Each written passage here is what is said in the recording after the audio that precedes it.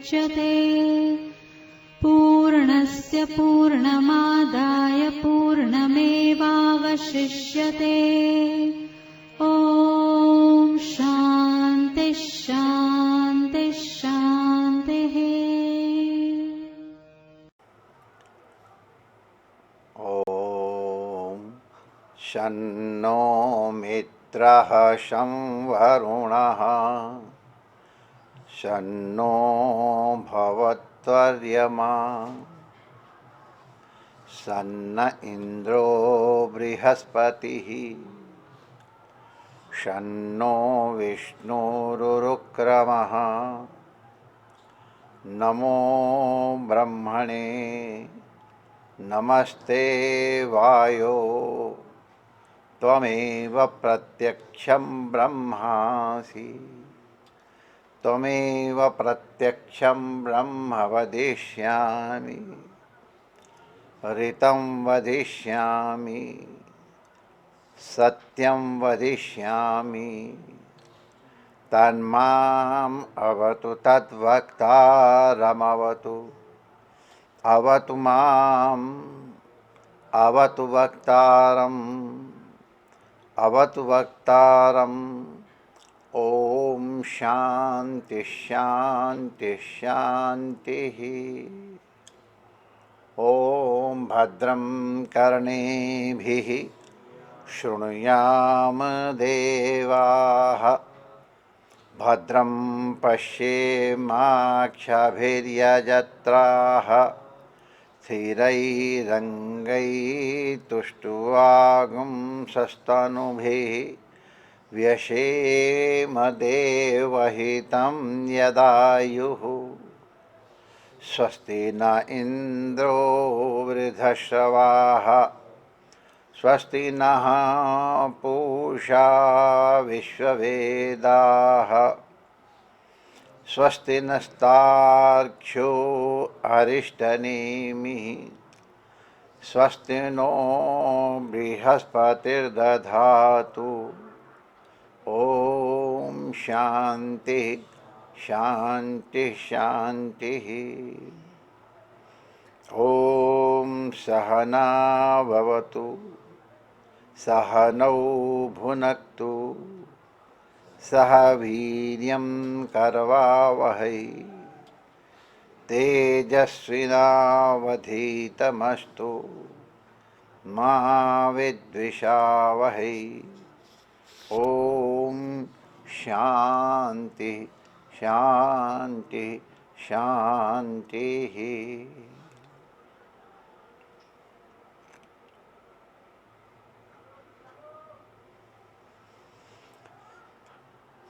कृष्णाय वासुदेवाय हरये परमात्मने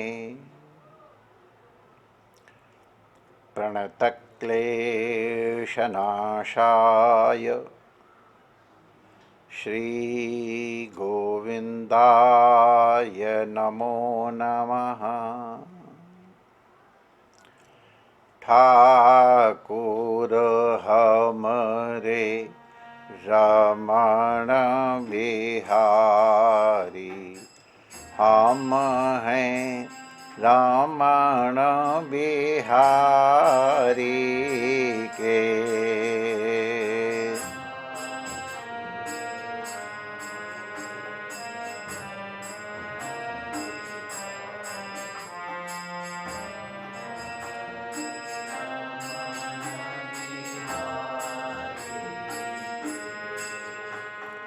ठाकुर हमरे रमण बिहारी हम हैं रमण बिहारी के।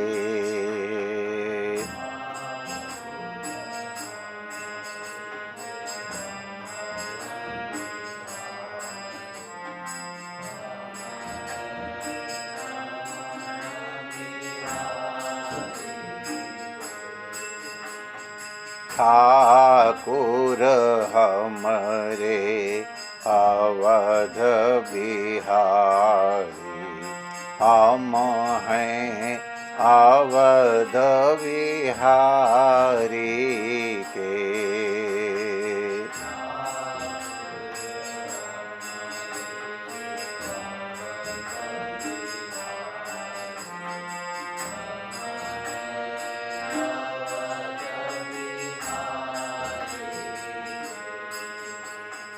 ठाकुर हमरे अवध बिहारी, हम हैं अवध बिहारी के।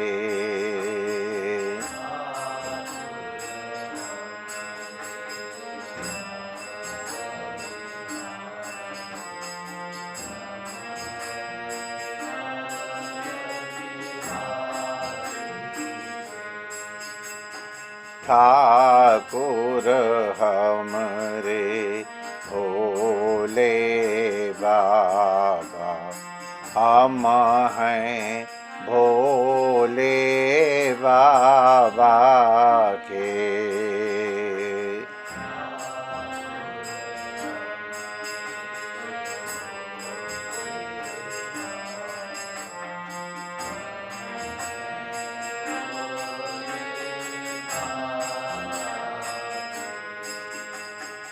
ठाकुर हमरे भोले बाबा, हम हैं भोले बाबा के।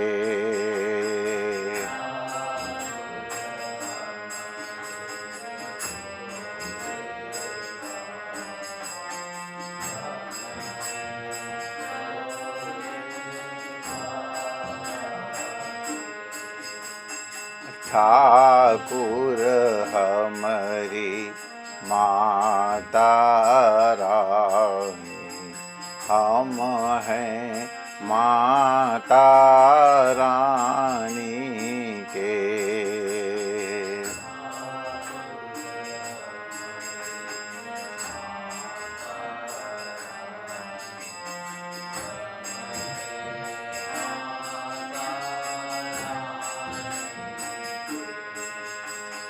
ठाकुर हमारी माता रानी, हम हैं माता रानी के।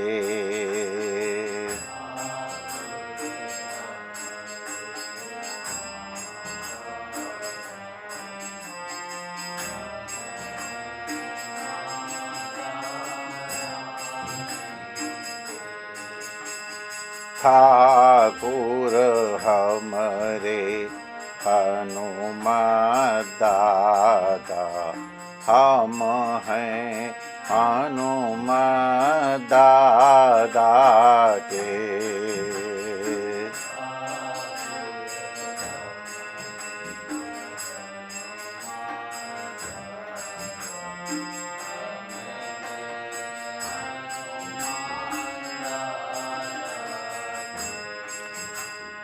ठाकुर हमरे सद्गुरु प्यारे, हम हैं सद्गुरु प्यारे के।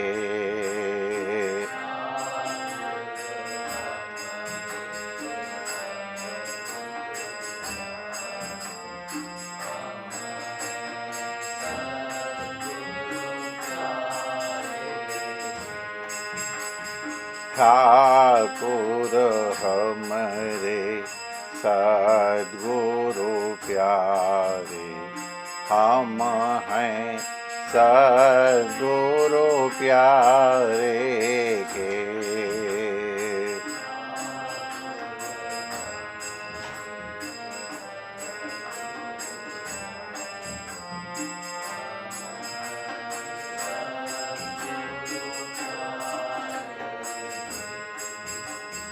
साधु सेवा धर्म हमारा, कामना दुनिया दारी से।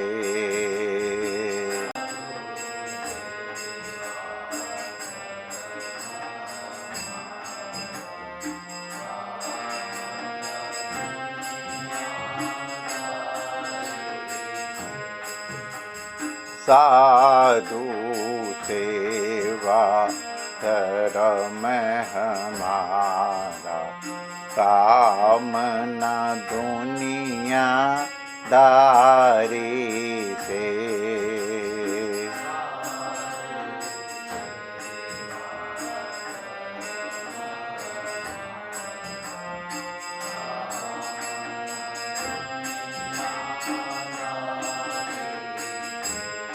कोई भला कहो चाहे बुरा कहो, हम हो चुके रमण बिहारी के।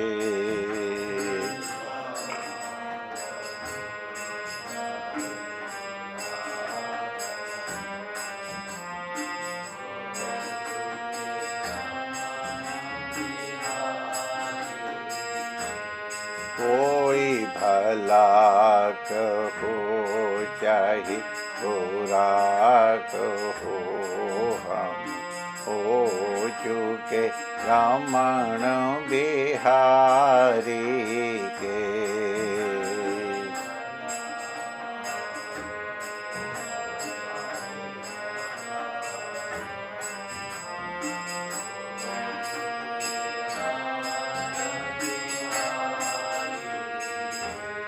हम हो चुके रमण बिहारी के।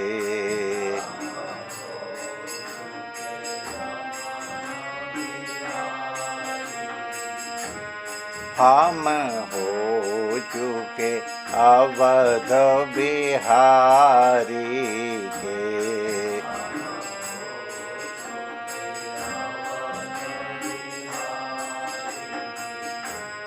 हम हो चुके भोले बाबा के।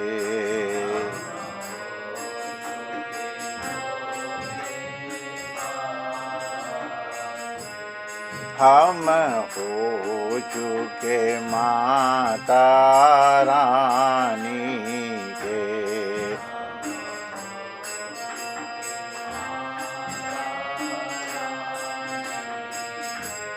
हम हो चुके हनुमान दादा के।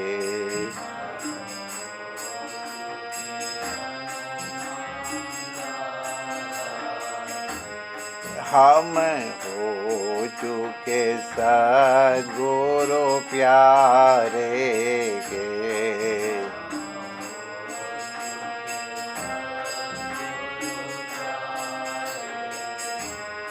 हम हो चुके रमण बिहारी के।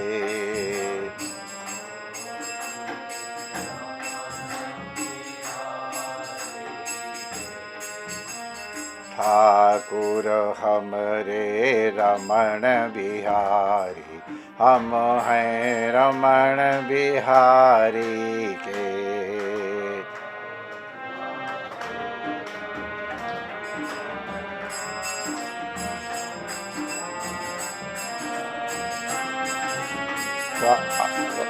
साधु सेवा धर्म हमारा, कामना दुनियादारी से।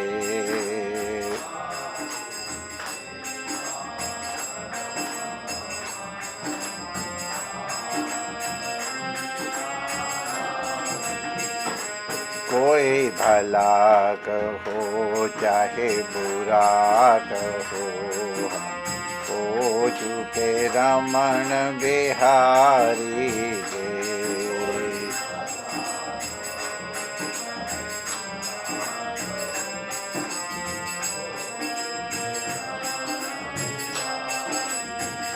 श्री रमण बिहारी लाल की जय।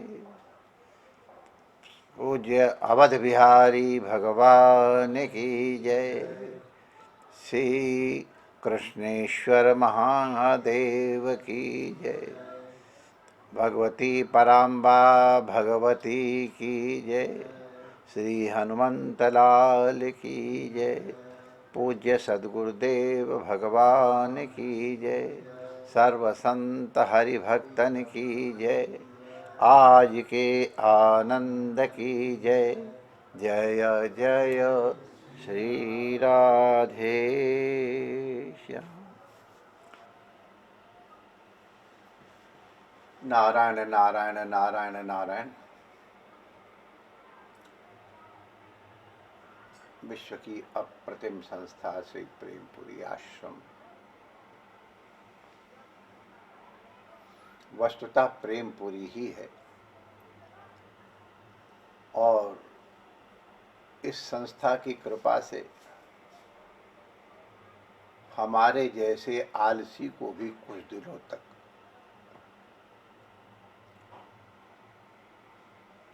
प्रवचन देने का उत्तरदायित्व ये न केन प्रकार निभाना पड़ता है। यहाँ छोड़ करके और मैं कहीं नहीं फंसा हूं। यहाँ हाय फंसे तो हाय फंसे, लेकिन हमको प्रसन्नता है। इसी बहाने कुछ शास्त्र चर्चा हो जाती है और हमारा विशेष करके लाभ होता है, हमारा पाठ दोहरा जाता है। तो हम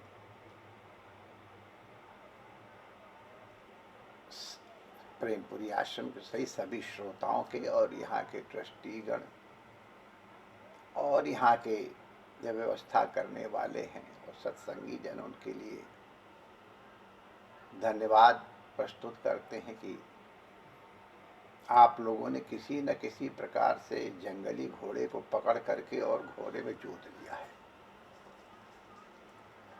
इसी क्रम में कई वर्षों से नव योगेश्वर संवाद की चर्चा चल रही है। हमको कुछ अपने पुराने चेहरे स्मरण हो रहे। जब भी मैं प्रवचन करता था तो मैं मधुसूदन भाई का नाम प्राय लिया करता था। मधुसूदन, तो हमारे दो मधुसूदन मेरे बड़े प्यारे, एक तो तिजोरी वाला नाम से और एक वास्तव में तिजोरी वाला। भले झुनझुना बजाते रहे तो उनका अभाव महसूस कर रहा हूँ। हरि भाई इत्यादि का तो करते बहुत प्रेम रहा है। प्रवचन ने प्राय उनका नाम लिया करता था, मधुसूदन।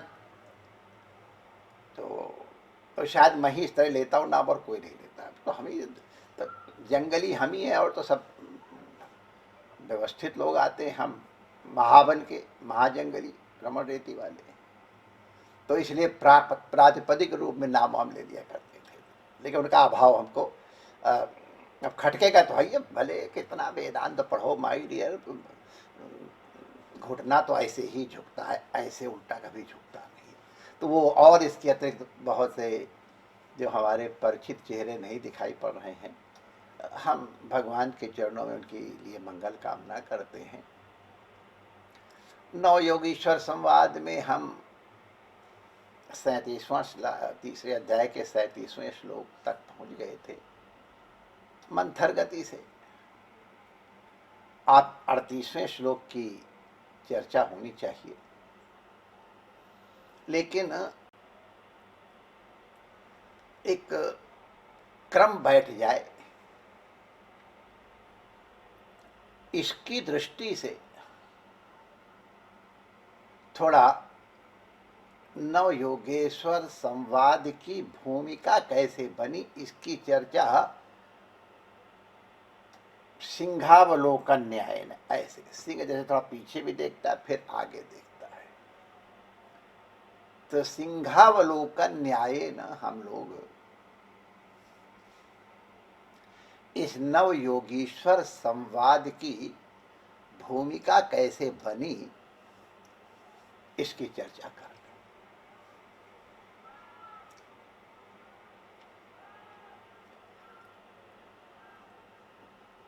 पुत्र का धर्म है पिता की सेवा करना।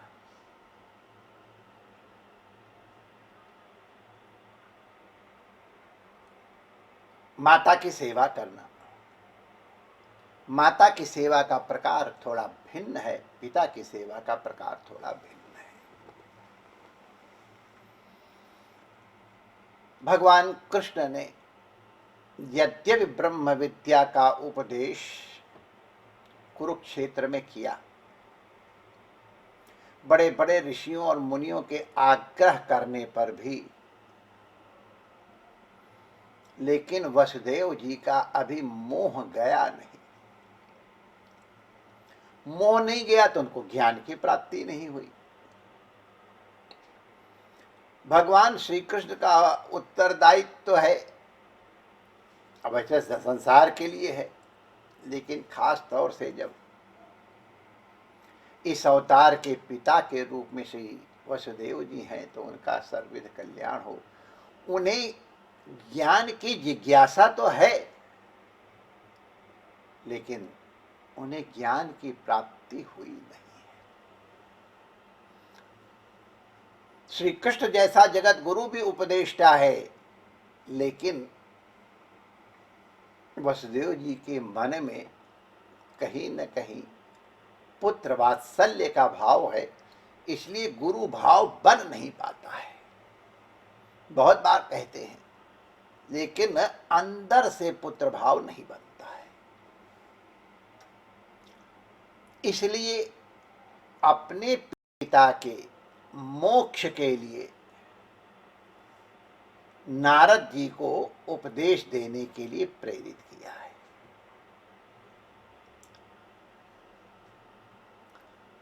अब नारद जी यद्यपि भगवान के शिष्य हैं,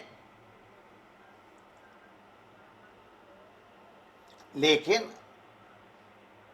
वो संत रूप में हैं और पिताजी श्री वसुदेव जी उन्हें पुत्र रूप में न देके संत के रूप में और गुरु के रूप में ही देखेंगे, और तब उनका उपदेश उनके हृदयंगम होगा, उनका कल्याण होगा। तो अपने पिता के कल्याण की दृष्टि से हमारे द्वारिकानाथ भगवान श्री रमण बिहारी ने नारद जी को प्रेरित किया, जाओ मेरे पिता का उद्धार करो।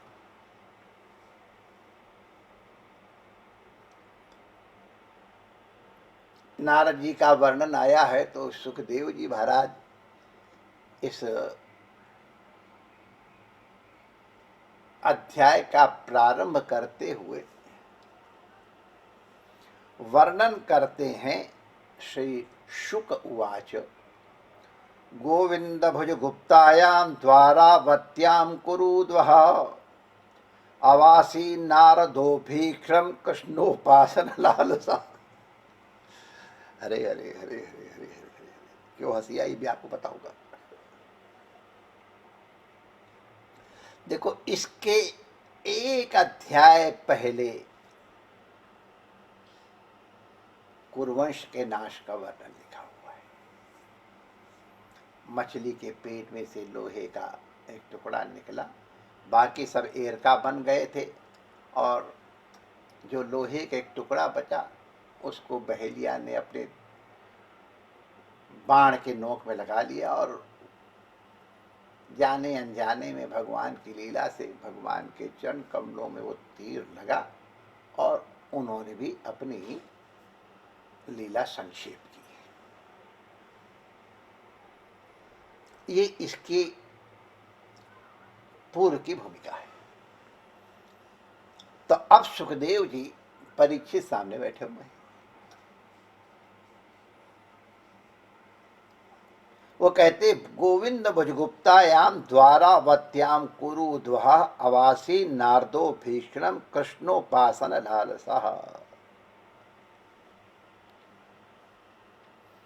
ये कुछ हम लोगों के बार बार सुनने के विषय हैं, श्लोक हैं, इसलिए बार बार कहने की इच्छा होती है और सुनने की भी इच्छा होनी चाहिए।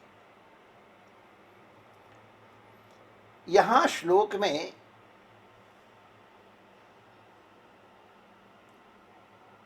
नारद जी सी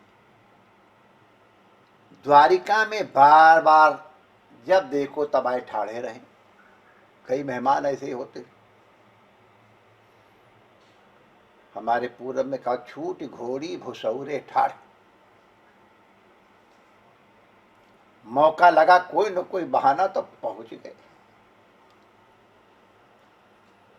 तो अब नारद जी को भगवान बड़े स्वीट लगते हैं, बड़े प्यारे लगते हैं। उनके देखे बिना, उनके सुने बिना, उनके सन्निधि के बिना उनको अच्छा ही नहीं लगता।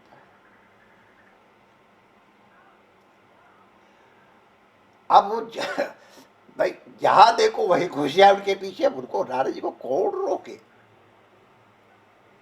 कभी रुक्मिणी जी के साथ गए तो घुस गए। वही वर्णन आया है कि भगवान अपनी प्राइवेट लीलाएं कर रहे थे, वहां भी नारद जी घुस गए। अब महारानी आके बड़ी मुश्किल तो आते हो, यहाँ भी दाढ़ी वाला बाबी आ जाता, चोटी वाला बाबा आके तो कुड़ती थी रानी की दृष्टि से। और भगवान के लिए क्या तुम लटका के ले आते हो। अरे महात्मा है भाई। और ये सच्ची घटना है। हमारे मित्र नरेंद्र नाथ जी संपूर्ण आनंद विश्वविद्यालय के वाइस चांसलर हम लोग साथ थे। तो अच्छे विद्वान थे। उस समय एक महात्मा शेर सिंह जी थे। बाद में वो श्यामा शरण बन के वृंदावन में आए और एक वृंदावन की अद्भुत निधि बन गए। तो उनको अध्ययन की बड़ी रुचि थी। तो काशी में वो सरस्वती फाटक में रहा करते थे और पांडे जी यहाँ रहते धम सिंह के पास।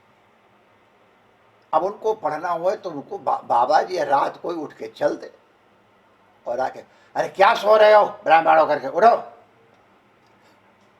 अरे नाथ जी तो साधु है, वेश से गृहस्थ है, लेकिन तो उठ गया तो उनकी पत्नी बड़ा कुड़कुड़ा है कहते हैं। तब उनको क्या मालूम है कि तब अब आगे आप लोग समझ लेना चाहिए। और वो आके डिस्टर्ब करने पहुंच जाए तो उनकी पत्नी, तब हमको लगा था वो समय हमको नरेंद्र नाथ जी की पत्नी का स्मरण हुआ कि कैसे रुक्मिणी जी को वो हैंडल करते होंगे भगवान। तो भगवान उनको किसी न किसी बहाने टरकाते रहते हैं। ये श्रीधर स्वामी जी की व्याख्या के हिसाब से मैं बता रहा हूं, अपने मनमानी नहीं, गप नहीं मार रहा हूं। पूज्य श्रीधर स्वामी जी की व्याख्या के अनुसार सुना रहा हूं। और वो हमारा अनुभव तो है, मैंने बता दिया। हमको बताते थे पांडे जी, बाबा जी सवेरे सवेरे पहुंच जाते। अब वो सरल, इतने सरल चित्त से हमारे शेर सिंह जी महात्मा थे कि पवित्र महात्मा थे। तो नारद जी को सुन तो वही था। तो भगवान नारद जी को कहे, अरे नारद जी, हाँ भाई युधिष्ठिर जी के बहुत दिन से समाचार नहीं मिले हैं, जरा लेके तो आओ। कि चलो जाएंगे, दफा होएंगे, कुछ देर तो शांति से आई लव यू करूंगा भक्त। वो जब ही अभी रुक्मिणी के महल से बाहर निकले तब तक, हाँ महाराज भाई, ओए हाँ। नारद जी तो मन की गति वाले गए यो और लौट के आ गए। अब फिर भगवान वो हमारे गुरु महाराज एक हम लोगों को मन के संयम के लिए कथा सुनाते थे कि एक महात्मा ने किसी के ऊपर प्रसन्न होके उसको एक भूत दे दिया। ले जो तुम आज्ञा करोगे ये करेगा। भक्त बड़ा प्रसन्न हुआ। बस इसको खाली नहीं बैठने देना, इसको कोई ना कोई काम दिए रहना। आप लोग समझ जाएंगे मैं वो भूत कौन सा था। तो भूत से कहा, मेरे लिए अमुक भोजन ले आओ, और चकाचक पहुंच गया फर्स्ट क्लास। हमारे लिए रहने के भवन बना दो, बना दिया भवन। हमको वहां की यात्रा करा लाओ, करा लाए। अब उनको चिंता ये लगी रहे कि ये काम पूरा करके आता होगा, मैं इनको काम कौन बताऊंगा। फिर आके खड़ा, वो बेचारा घबरा गया। महात्मा के पास पहुंचा, बाबा जी आपने क्या दे दिया, हमारी आफत आ गई है। हमारी सारी शांति खत्म हो गई, हमको यही चिंता लगी रहती है कौन सा काम इसको बताओ। तो महात्माओं के पास तो युक्तियां होती हैं। हमारे संत कहते युक्ति से मुक्ति और कायदे से फायदा। बता दिया, भूत आया, हाँ मालिक क्या आज्ञा है, जाओ दुनिया का जो सबसे बड़ा बांस हो उसको ले आओ। ले आया, इसको धरती में इस तरह गाड़ दो कि हिले नहीं, मजबूती से लगा रहे। लगा दिया, चढ़ो ऊपर, चढ़ गया, उतरो, उतर गया, फिर चढ़ो, चढ़ गया, फिर उतरो, उतर आया। जब तक मैं कहूं नहीं, कोई काम नहीं बताऊं, तब तक इस पे बांस पे चढ़ो उतरो, चढ़ो उतरो, यही तुम्हारा काम है लगातार। जब तक मैं कोई और काम न कहूं तब तक चढ़ो उतरो। और बेचारा चढ़ते उतरते उसके घुटने बोलने लगे, कहता है मालिक और चढ़ो उतरो। अब उसको मालिक का हुक्म, हाथ जोड़ के खड़ा हो गया, प्रभु मैं आपको तंग नहीं करूंगा, जब आप कहोगे तब मैं काम करूंगा, आपकी आज्ञा के अनुसार काम करूंगा, इस आज्ञा से नहीं नहीं तो मैं चढ़ो उतरो। जब एकदम घिघियाने लग गया तब उसने कहा अच्छी बात है, ठीक है, अब मैं जब कोई काम बताया करूं तब करना। गुरु महाराज कहते तुम्हारा मन इसी तरह का है, ये भूत है, इसको भगवान भजन में चढ़ो उतरो, चढ़ो उतरो, बस फिर जब सुस्थिर हो जाए तब सब सेवा करो। तो इसीलिए नारद जी जब कहीं जाए और भगवान अपने को, तब तक जब बाहर बैठे तो खूब आनंद आते ही था, लेकिन जब प्राइवेट जाते थे तो सत्यभामा जी तो थोड़ा खास तौर से, और नारद जी शांति से रहें तो भी तो ठीक है, वो पत्नियों में झगड़ा करवाते रहते थे, और पत्नियों का झगड़ा और भगवान की आफत।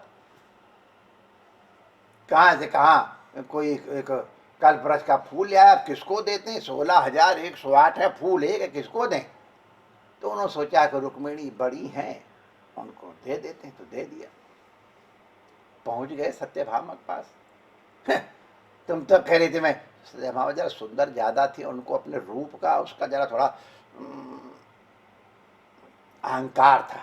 भगवान के समीप रहने में कुछ चीजें रह जाती हैं, लीला के लिए सही, उनको बड़ा अहंकार था, मैं सबसे ज्यादा ब्यूटीफुल और सबसे ज्यादा।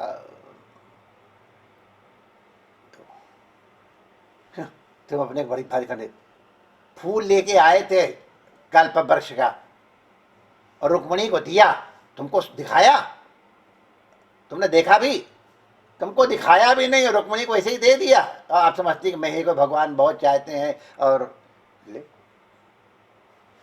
जहां न लड़ाई होती हो वो करवा दे। अब भगवान आए और फिर अभी तो जिनको इस तरह का अनुभव वही जानते हैं क्या आफत आई। अरे भगवान ने कहा भगवती क्षमा करो। अच्छा छोड़ महारानी, मैं तेरे दरवाजे पे पूरा कल्प वृक्ष का पेड़ लाके लगा दूंगा, तो राजी हो जाओगी। भगवान को उसके लिए कौन कौन सी लीलाएं करनी पड़ी हमारे कथाकार आदरणीय प्रभाकर त्रिपाठी जी जानते। इंद्र के सहायता और उसको उसी बारे का कल्याण ही हुआ।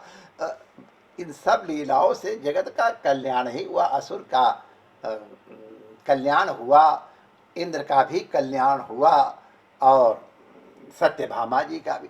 लेकिन हमने ये उदाहरण दिया कि नारद जी अपनी आदत से बाज ना आवे तो भगवान उनको बार बार भेजते थे। श्रीधर जी महाराज ने खाली यही लिखा कि परिचितों भी बार बार उनको भेजते थे, फिर आ जाते, इतना लिखा।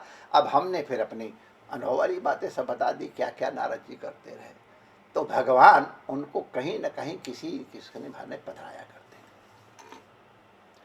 तो अवासी नारदो भीक्षण, अभीक्षण माने बार बार आके ठड़े रहे, वहीं आके जब देखो तब ठड़े रहे। कहां पे? द्वारावत्याम। द्वारावती में। द्वारावती माने वैकुंठ का द्वार। ये वैकुंठ ही है द्वारिका। द्वारावती माने वैकुंठ का द्वार। वैकुंठ का द्वार कहने पे तो वैकुंठ के दरवाजे पे वहां लक्ष्मी वैकुंठ या वैकुंठ, वहां तो जय और विजय चौकीदार हैं, रक्षक हैं। और यहां भगवान स्वयं हैं। गोविंद भज गुप्ताया, द्वारिकापुरी की रक्षा भगवान गोविंद स्वयं करते हैं। गोविंद भज गुप्तायाम द्वारावत्याम कुरुद्वः। वाह वाह, ये सब विशेषण एक एक की व्याख्या सुनो तो आनंद आ जाए। इसलिए सुना रहा हूं, हर बार ही सुना आता अर्थ, जब देखो तब नए अर्थ आते हैं, इसलिए पुनः पुनः सुनना चाहिए। तो भगवान का विशेषण है कुरुद्वः, और द्वारावती का विशेषण है गोविंद भुज गुप्तायाम। अब यहां गोविंद नाम लेने की क्या जरूरत थी?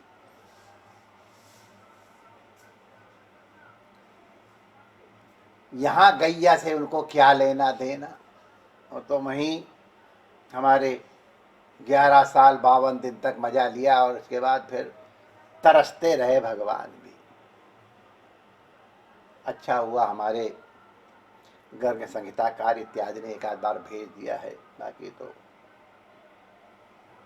तो गोविंद नाम पड़ा है, हम लोग सब जानते हैं। जब ब्रजमंडल की रक्षा की है भगवान ने, इंद्र के कोप से, प्रलयकालीन मेघों के अत्याचार से, गोवर्धन धारण करके, तो भगवान ने अपनी भुजा में गोवर्धन धारण करके समग्र ब्रज की रक्षा की। इसलिए गौ माता ने, तुमने हमारे ब्रज की रक्षा की है, तुमने हमारे पुत्रों की रक्षा की है, इसलिए भगवती कामधेनु ने कहा अब हमारे इंद्र तो तुम ही हो। इंद्र माने जो हमारे रक्षक स्वामी तुम हो, और तब नाम उनका गोविंद रख दिया। गोविंद इसलिए भी आप नाम रख दो कि हमारी समस्त इंद्रियों के रक्षक भी वही हैं। इंद्रियों का रक्षक का मतलब क्या है? हमारी इंद्रियों की रक्षा ये है कि विषय देश में न जा करके और उनकी ओर आकर्षित हो जाएं, तो ये इंद्रियों की रक्षा हो गई। नहीं तो विषय देश में जाती है, स्वाभाविक जाती हैं, लेकिन भगवान इतने सुंदर हैं कि आंखें उनको देखने के लिए लायक रहती हैं, तो आंखों की रक्षा हो गई। भगवान की बंसी की ध्वनि सुनने के लिए, भगवान गाते बड़ा बढ़िया है, उसके लिए भी, और भगवान का प्रसाद खाने के लिए। अब जिह्वा का लौल्य तो हमारे पुष्ट मार्गियों ने किया है संतुष्ट। क्या बात है! तो हमारी समस्त इंद्रियों को अपनी ओर आकर्षित करके उनकी रक्षा करने के कारण भी उनको गोविंद कहते हैं। और गोविंद कहने से ब्रज का स्मरण भी हो आ गया। तो जैसे ब्रज में भगवान ने अपनी भुजा पे गोवर्धन धारण करके ब्रज की रक्षा की, वैसे ही द्वारिका में सुदर्शन चक्र हाथ में धारण करके द्वारिका की रक्षा की। तो ब्रज की और द्वारिका की समता दिखाई जाती। वैसे कई ब्रजवासी हमारे ऊपर डंडा लेके चढ़ जाएंगे, रमण रीति वाले बाबा का भी दिमाग खराब है, कहाँ ब्रज और कहाँ द्वारिका, इसको बराबर बराबर किए दे रहे। नहीं, मैं ठीक बात है, ब्रज की बराबरी कहाँ कर रहेगा, बैकुंठ बराबरी तो बैकुंठ भी नहीं कर सकता, द्वारिका कहाँ से करे। ठीक है, हम ब्रजवासियों के साथ हैं, अरे उन्हीं में रहना हमको, लेकिन फिर भी इसलिए करे कन्हैया वहाँ है तो जहाँ कन्हैया है वहाँ ब्रज है, ऐसा हम लोग मान लेते हैं। अरे हमारे अंतःकरण में भगवान रहता है, उसको ब्रज मान लेते हैं। ये तो व्याख्या मानोगे नहीं मानोगे, ब्रजवासी मानेंगे और पंडित ही मानेंगे, विद्वान भी मानेंगे। जो अंतःकरण भगवान की ओर बढ़े उसका नाम ब्रज है कि नहीं? ब्रजति कृष्णांतिके। तो उस दृष्टि से हाँ, तो हमारे ब्रजवासियों का समाधान जरूरी है। ब्रज की बराबरी द्वारिका क्या करे, ये कोई नहीं कर सकता है, भगवान ही को। लेकिन फिर भी एक समता हम लोगों के देखने की आदत है, और चाहे मथुरा नाथ हो जाए चाहे द्वारिका नाथ हो जाए, रमण बिहारी तो हमारे रमण ही रहेंगे। नाम मेरो प्यारो माखन चोर, दह दह गुलचा लाल किए कहीं दुनिया में धरा है, ये तो हमारे ब्रज में। तो ये दर्शन कराने के लिए कि ब्रज और ब्रज की रक्षा जैसे भगवान ने श्री गिरिराज धारण करके की, वैसे यहाँ भगवान ने द्वारिका की रक्षा सुदर्शन चक्र धारण करके। कुरुध्वहा, ये जो कथा सुन रहे हैं वो कुरुनंदन है, परीक्षित जी। तो हे कुरुनंदन,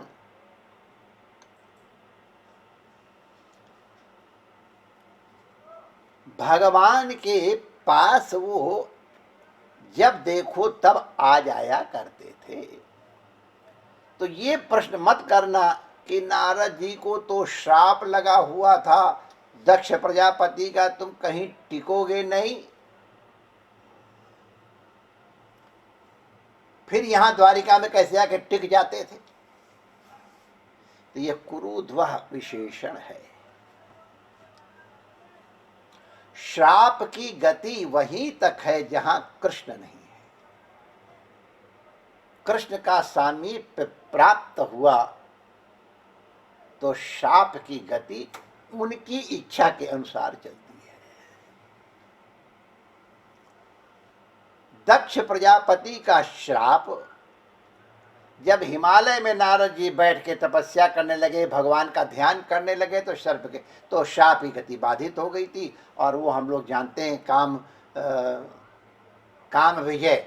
अब इसका समास दोनों तरह है, काम पर विजय या काम की विजय। काम हार करके भी, और नारद जी को किस तरह हराया है वो हम लोग जानते ही हैं कथा। तो काम विजय के प्रसंग में नारद जी की शाप की गति रुक गई थी, तुलसीदास जी ने उसका स्मरण कराया। उसी तरह से समग्र कुरुवंश के नाश का श्राप है। परीक्षित मर गए थे। हे परीक्षित, तुम प्रत्यक्ष प्रमाण हो। कुरुध्वहा, कुरु की कुरुवंश की रक्षा करने वाले, द्वारिका के यदुवंशियों की रक्षा करने वाले कृष्ण समर्थ हैं। तुम प्रत्यक्ष प्रमाण हो, तुम्हें नष्ट हो जाना चाहिए था, लेकिन ब्रह्मास्त्र के द्वारा प्रदग्ध हो जाने पर भी आज तुम सजीव बैठे हो। ये भगवान के अपरिमित सामर्थ्य का द्योतक है कुरुध्वहा। तो ऐसे द्वारिका में अवासी नारदो भीक्षण क्यों रहते थे? तो हमने प्रारंभ में ही कह दिया है। अब श्लोक कहते, कृष्णोपासन लालसा। उनके मन में एक लालसा थी, कृष्ण का उपासन। उपासन के और जितने सब अर्थ हैं बिल्कुल ठीक हैं, उपासना इत्यादि, लेकिन उपासन नजदीक बैठना माने नजदीक रहना, ये इसका वाचिक अर्थ है। तो भगवान के नजदीक रहने के लिए, निकट रहने की इच्छा है नारद जी में, इसीलिए बार बार कहीं इधर उधर भेजे जाने पर भी और छोटी घोड़ी भुसौरे ठाड़ की तरह वहीं खड़े रहा करते थे। तो नारद जी का पक्ष ले रहे हैं श्री सुखदेव।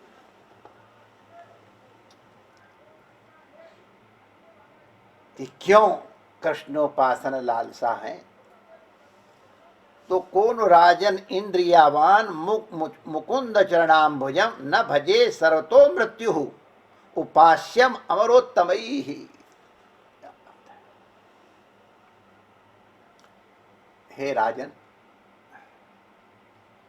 ऐसा कौन इंद्रियवान है? इंद्रियवान माने जीव है। इंद्रियवान जीव ही होगा, निर्जीव इंद्रियवान नहीं होता, उसकी इंद्रियां जय श्री कृष्ण हो जाती है। ऐसा कौन सजीव व्यक्ति होगा जीवान मन बुद्धि सहित, क्योंकि बिना मन के इंद्रिय मन के बिना इंद्रिय का इंद्रियत्व नहीं रहता है। ये हम दर्शन वाले आप सब लोग सत्संगी लोग जानते हैं। मन के इंद्रियों का इंद्रियत्व मन के कारण ही है।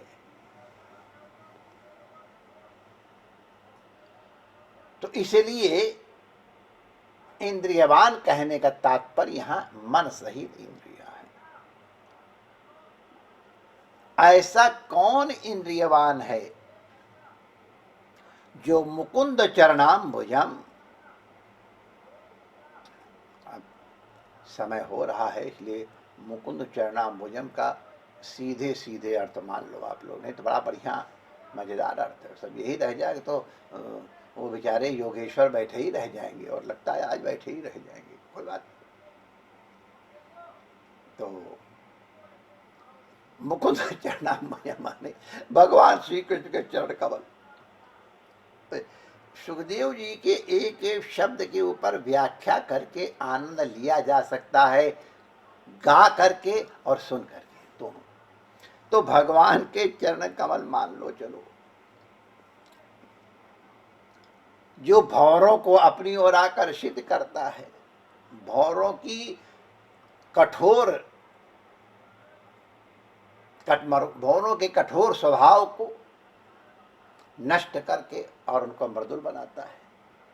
भ्रमर करत घर सूखे काठ में और बंधत कमल के पात, उधो मन माने की बात। तो अद्भुत है मुकुंद चरणाम्बुजम को। हे राजन, मुकुंद चरणाम्बुजम को न भजे। ऐसा कौन है? ये किमाक्षेपे है, एक तरह से आक्षेप है। इसका मतलब जिनके पास भी इंद्रियां हैं उन सबको मुकुंद के चरणाम्बुज की शरण लेनी चाहिए। खाली यहां इंद्रियवान कहा है, थोड़ा इसको भी समझ लो। हमारे कर्मकांडी महाराज विराजमान है। कर्मकांड ये कहेंगे तुम्हारा इस कर्म करने का अधिकार है, ये कर्म करने का तुम्हारा अधिकार नहीं है। तुम क्षत्रिय हो, वाजपेयी यज्ञ नहीं कर सकते।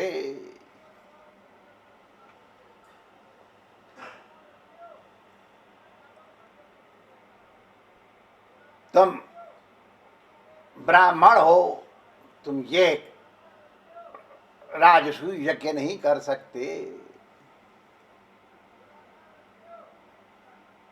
तुम्हारा ये कर्म में अधिकार है, तुम्हारा इस कर्म में अधिकार है। पहले तो अधिकार चाहिए, अधिकार होने के बाद साधन चाहिए। अब साधन सामग्री कितनी बड़ी है वो किसी कर्मकांडी से पर्चा लेके देख लेना तो पता चल जाएगा। तो बिना साधन सामग्री के, बिना अधिकारिता इत्यादि भी हर समय हर कर्म नहीं होता है, उनका प्रतिबंध है। तो हर आदमी कर्म करने का अधिकार नहीं रखता है। ज्ञान का भी अधिकारी सब नहीं है। साधन चतुष्टय संपन्न, षट संपत्ति युक्त गुरु चरणाश्रित ही केवल ज्ञान का अधिकारी है, बाकी सबको तो अनधिकारी कह दिया जाता है। सबसे पहले वर्णन ही अधिकारी का आता है, लेकिन हमारा बेवकूफ कन्हैया। ओम शांति शांति शांति। हमारा एक कन्हैया है, भगवान ऐसा प्यारा है, इसके लिए कुछ नहीं चाहिए। सबके सब अधिकारी हैं, पापी से पापी और नीच से नीच और ज्ञानी से ज्ञानी बढ़कर के वो भी भगवान के इत्थम भूत गुणों हरे है। चाहे ब्रह्मचारी होए, चाहे गृहस्थ होए, चाहे वानप्रस्थ हो, चाहे सन्यासी हो, सबका अधिकार है। ब्राह्मण क्षत्रिय भाईचारे और तो और जो इतर वर्ण हैं, श्रीमद् भागवत के अनुसार उनका भी भगवान की भक्ति में अधिकार है। साधन सामग्री क्या? कुछ नहीं। जो भगवान ने तुमको इंद्रियां दी बस उतना ही चाहिए और कुछ नहीं चाहिए। हिरनिया बिचारी अपनी सुंदर सुंदर आंखों से भगवान के निर्निमेष दर्शन करके उनकी सेवा कर रही है। कोयल कुहू कुहू करके उनकी सेवा कर रही है। तुम्हारे पास जो है और तुम जैसे हो और जहां हो, भक्ति वहां भी की जा सकती है। वेश्यालय में भी भक्ति हुई है।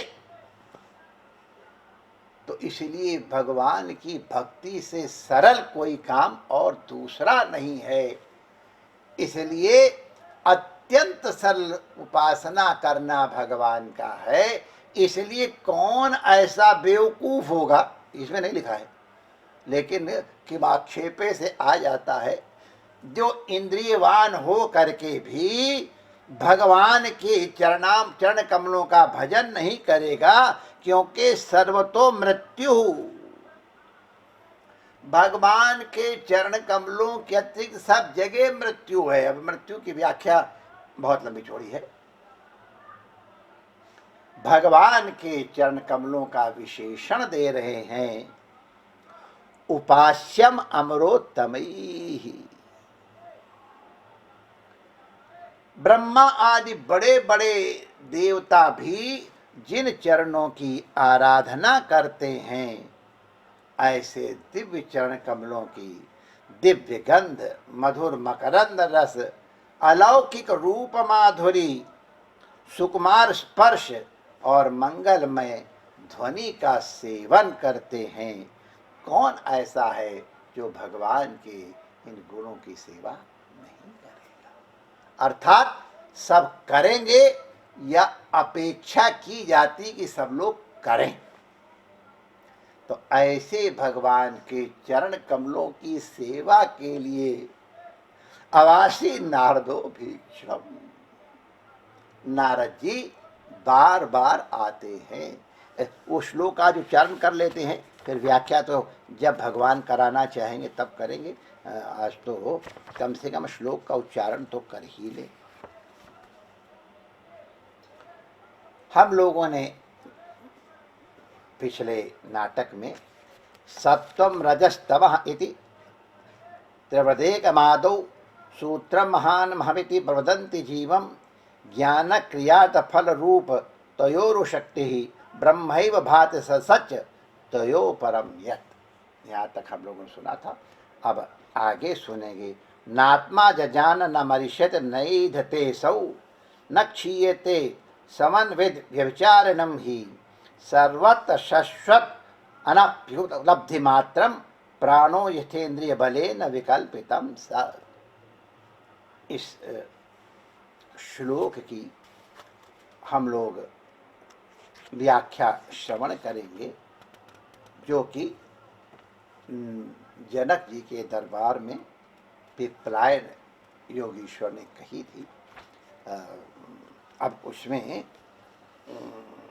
जब भी रमण विहारी प्रवेश दिलवाएंगे तब हम लोग प्रवेश करेंगे। आज हम लोग ये ध्यान रखें कि हे राजन, हे परीक्षित, ऐसा कौन इंद्रियवान पुरुष होगा जो भगवान के, जो बड़े बड़े देवताओं के भी उपास्य हैं, उनकी न भजे, भज सेवायाम, सेवा नहीं करेगा। सेवा माने शरीर से, मन से, तन से, धन से, किसी भी प्रकार से। भज सेवायाम धातु, ध्यान करे, जप करे, कीर्तन करे, अन्य सेवा करे, सब कुछ करते हुए, सब कुछ उनको अर्पित करते हुए, ये भगवान की सर्वोत्तम सेवा है। तस्मात् सर्वेषु कालेषु माम अनुस्मर युध्य च।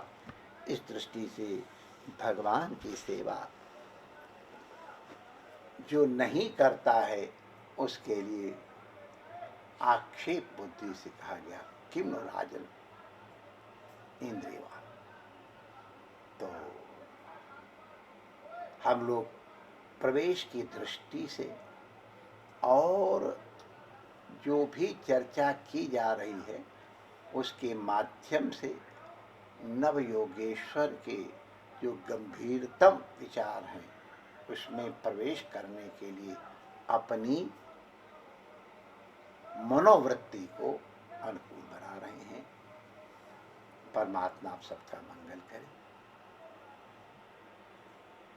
ओम पूर्णमदः पूर्णमिदं पूर्णात् पूर्णमुदच्यते पूर्णस्य पूर्णमादाय पूर्णमेवावशिष्यते।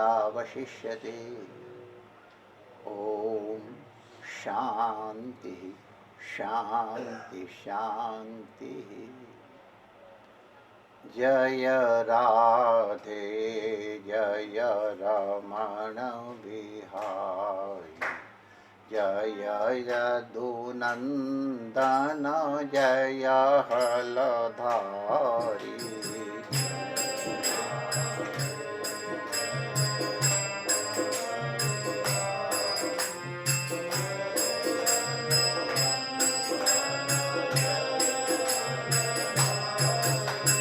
जय राधे जय रमण बिहारी, जय नंदन जय हलधारी।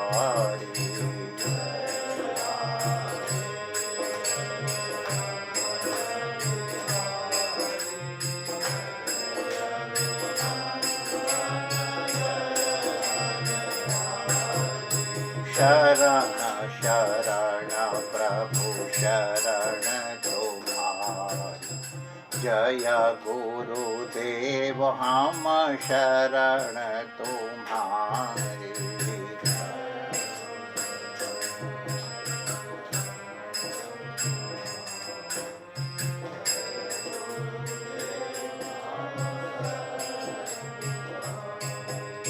जय राधे जय रमण बिहारी, जय यदुनंदन जय हलधारी।